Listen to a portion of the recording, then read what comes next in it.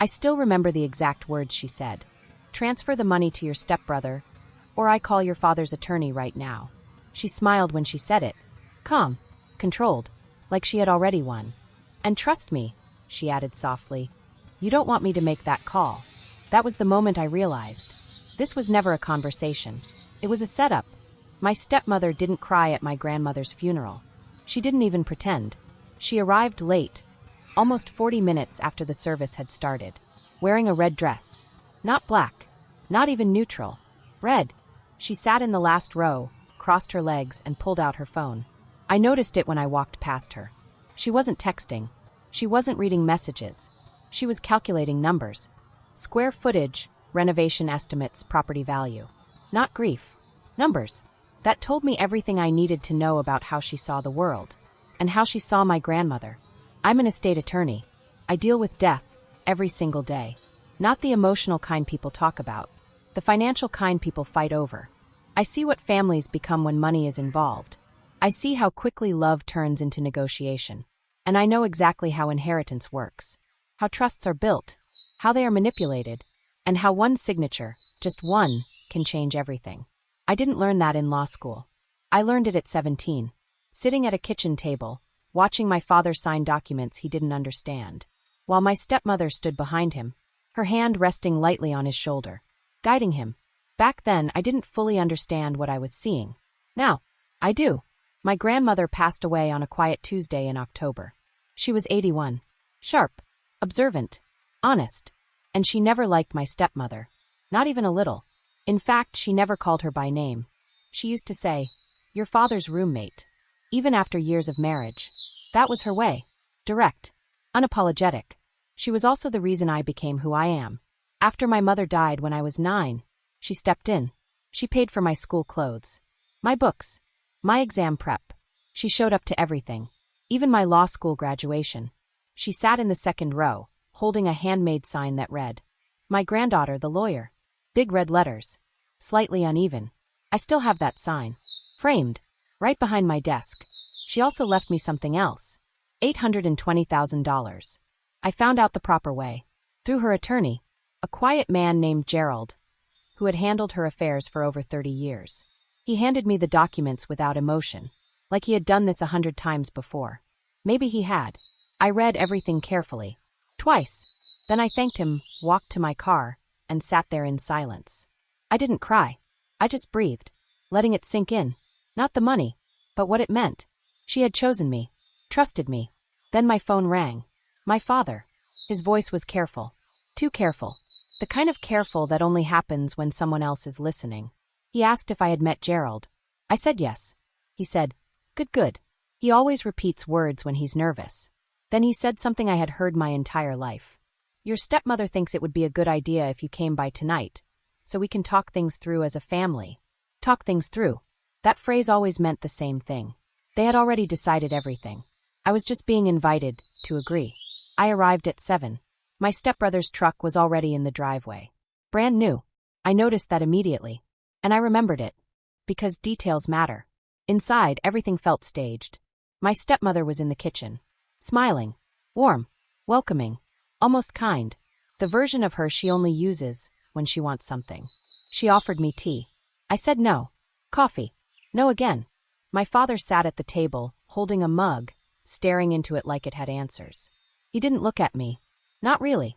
My stepbrother leaned against the counter, scrolling on his phone, acting bored. But I could feel it. They were all waiting. Finally, my stepmother spoke. We just want to talk about your grandmother's estate. Her voice was soft. Practiced. Controlled. I didn't respond. I just folded my hands and waited. Let her continue. Because in situations like this, the person who talks more reveals more. She smiled again. Your father and I have been thinking, and we feel the fair thing would be to divide the inheritance equally. There it was. Clean. Simple. Expected. I looked at her.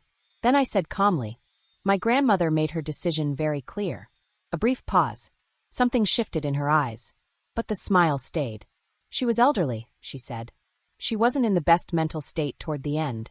And just like that, the real conversation began. My stepmother leaned back slightly, still smiling. But now, the warmth in her face was gone. replaced by something sharper. Controlled but dangerous. I think, she said slowly, we all understand there are ways to challenge a will. There it was. Not a request. A warning. My father cleared his throat. Sweetheart, nobody is saying. She raised her hand slightly. He stopped talking. Just like that. She didn't even look at him. That told me everything. Contesting a will, she continued, is messy. It takes time. Years sometimes. The estate gets frozen. Legal fees pile up. She tilted her head, studying me. And in the end nobody wins. A small pause. Then she delivered the real offer. Or you transfer half. Voluntarily. Silence filled the kitchen. Clean. Simple. Controlled. Exactly how she wanted it. Before I could respond, my stepbrother pushed himself off the counter. He dropped his phone onto the table, like he was finally entering the game. Look, he said, his tone suddenly reasonable. Calm. I don't want to make this a big deal. That was almost funny. I just have some financial pressure right now. Some business stuff. Temporary. Temporary. I didn't react. He leaned forward slightly. And honestly, half is fair. Considering how much Dad spent on your education. There it was. The justification. The entitlement dressed as logic. 410,000, my stepmother said smoothly. A simple transfer. Tonight. She folded her hands on the table. You keep your half. Marcus gets his. She smiled again. And this never becomes a problem. Then she said it again. Clearer this time. Slower. Transfer the money, or I call your father's attorney. Silence. Heavy now. Intentional. And trust me, she added softly, you don't want that. I looked at her hands, perfectly still on the table. Then at my father, still avoiding my eyes. Then at my stepbrother, watching me like he was waiting for a machine to dispense something he had already paid for. In my profession, when someone threatens legal action, you don't panic. You assess. You separate three things.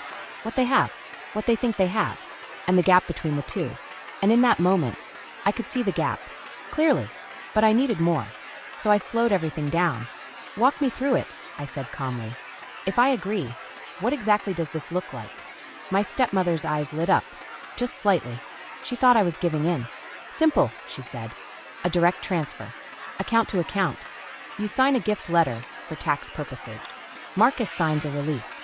No future claims. No contest. Clean. On paper. Completely clean, she added. If you cooperate, this ends tonight. I nodded slowly. Then I reached for my phone, opened my notes, turned the screen slightly so they could see. A small move, but intentional. I'd need documentation, I said. Proof of the debt. Structure of transfer. Otherwise, this creates tax exposure. My stepbrother frowned. It's not a loan, he said quickly. It's my share. From a legal standpoint, I replied calmly. That distinction matters. I started typing, slowly, letting the silence stretch. A transfer of this size without documentation triggers audit risk. I glanced up briefly. My name is tied to the estate. If this gets flagged next year, everything gets reviewed. A pause. Then I added almost casually, every account connected to the family. That's when it happened. My stepmother went still. Completely still. What accounts? She asked. Her voice was controlled. But tighter now. Standard review, I said lightly. Estate distributions, prior transactions, anything linked. I shrugged slightly. Just procedure. My father finally looked up. Just for a second. Then back down again. I let a few seconds pass. Then I spoke again. I have a better idea. Now they were listening. Carefully. I draft everything properly tonight, I said. A formal family settlement agreement. Gift letter. Release of claims. All structured correctly. I met her eyes. We sign tomorrow morning. Notarized. No risk. No loose ends. She studied me. Longer this time. She was smart. She knew something had shifted. But she also wanted this. Badly. And that made her vulnerable. You can have it ready by morning? She asked. By 9, I said. Without hesitation. A small pause. Then she nodded. All right. Then I'll need a few things, I continued. Account details for the transfer. Documentation of Marcus's debt.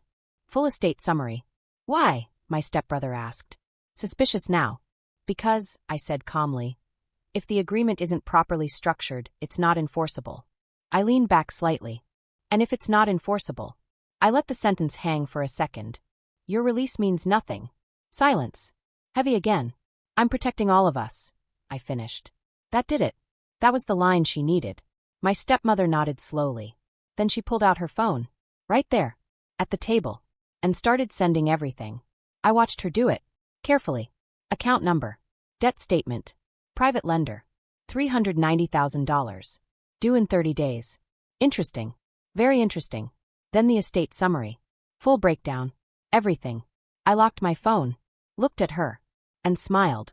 Thank you, I said. I'll be in touch in the morning. I stood up. My father didn't stop me. Didn't say anything. As I walked out, I felt it. That quiet feeling. The one that had been building for 2 years. Cold. Precise. Patient. Because 2 years ago, I had already found something. Something they didn't know I knew. And tonight, they had just handed me the rest. I didn't go home and sleep. I went home, and I worked. All night. No music. No distractions. Just documents, records. And 2 years of silence finally turning into something useful. Because this didn't start that night. It started 2 years ago. On a random Tuesday afternoon. When I pulled county records for no real reason. Just a feeling. A small one. The kind you don't ignore. That's when I found it. My mother had a life insurance policy. $340,000. She had taken it out when I was 4. And she named me as the beneficiary. When she died, I was 9. My father became the trustee. The money was supposed to be protected. Saved. Used for my future. I received $22,000. That's it. The rest, $318,000, was gone. On paper it looked clean. Small withdrawals. Spread over years. Labeled as expenses. Schooling. Therapy. Travel. Things that sounded reasonable. But they weren't real. Not all of them. Some never happened. Some were inflated. And some had nothing to do with me at all. I traced everything. Quietly. Carefully. Bank statements. Tax returns. Permit records. Contractor invoices. The kitchen renovation alone. $87,000. I built the file the same way I build cases for clients. No emotion. Just evidence. Because emotion is expensive. And I couldn't afford it. I was waiting. For the right moment. That night was the moment. So I drafted the agreement. Exactly as promised. Clean. Professional. Convincing. The kind of document people trust, without really reading. But buried inside was the truth. Section 7. Subsection C. 1 paragraph. Carefully written. It confirmed that all past financial transactions between us, including the trust, were legitimate. Agreed. Final. If they signed it, they would be stating legally that everything they had done was proper. But I had proof it wasn't. 2 years of it. That single clause wouldn't return the money instantly. That's not how law works. But it would do something more powerful. It would remove their ability to deny, to hide, to pretend. It would give me leverage. Real leverage. At 9 a.m., I sent a message. Documents are ready. She replied in 4 minutes. Send the notary. Of course she did. She wanted it done fast. Before anything could change. At 10 a.m., the notary arrived at their house. I wasn't there. I didn't need to be. I watched through a video call. My phone propped up, silent. My stepmother read quickly. Too quickly. The way people read when they've already decided. My stepbrother didn't read at all. He just signed. Wherever he was told. My father hesitated. Just slightly. Then he signed too. Stamp. Seal. Done. I waited 4 hours. Exactly 4. Then I called her. I need you to listen carefully, I said. And don't interrupt. Silence. The document you signed this morning. I paused. Includes confirmation of the trust transactions. Nothing. No response. You have legally stated that those transactions were valid. I continued. My documentation proves they were not. Now I could hear it. Her breathing. Different. I've already filed a civil complaint, I said calmly. With that signed document as evidence. What? She whispered. $318,000, I continued. Plus interest. Plus breach of fiduciary duty. I kept my voice steady. Professional. The total claim is $521,000. Silence. Heavy. Crushing. You can't do that, she said. But there was no confidence left. I can, I said. And I did. I let a second pass. Then I added quietly. I haven't contacted the IRS yet. That landed. Hard. Because now, this wasn't just a civil problem. What do you want? She asked. Finally. Simple question. Late but necessary. The will contest is gone, I said. You signed that release. That part is finished. A pause. As for the rest, I spoke slowly. Clear. Full accounting of the trust. A signed confession. Notarized. And a repayment plan. She exhaled. We don't have that kind of money. I know, I said. That's why I structured it. 15 years. 3% interest. Clean. Legal. Enforceable. Better than court. And she knew it. There was a long silence. Then she asked the only question that mattered. Does your father know? Not yet, I said. That's your decision. That night, my father called me. His voice was different. Not controlled. Not rehearsed. Just tired. She told me, he said. I know, I replied. A pause. Then he said something I didn't expect. I didn't know about the trust. And I believed him. Because my father was never the mastermind. He was something else. Something quieter. A man who signed what was put in front of him. And trusted the wrong person. We had dinner that week. Just the two of us. Nothing dramatic. No big apology. But it was honest. For the first time in years. And sometimes, that's enough to start. My stepmother agreed to everything. Every term. The confession was signed. Filed. Official. The case was withdrawn. Exactly as promised. My stepbrother? He sold the truck. Paid his debt. Moved back home. I didn't feel sorry. Not even a little. My grandmother's money is safe now. In a trust. Built by me. Strong. Quiet. Untouchable. On December 1st. I opened my own office. My name on the door. And behind my desk. That sign. My granddaughter, the lawyer. The first case I took? A woman just like my grandmother. Trying to protect what was hers. From people who thought love meant access. I knew exactly what to do. Because I had lived it. My grandmother used to say, the people who love you will never ask you to make yourself smaller, just to make them comfortable. I understand that now. Not just as advice, but as law. That night at the kitchen table. I didn't sign anything. They did. And every word was true.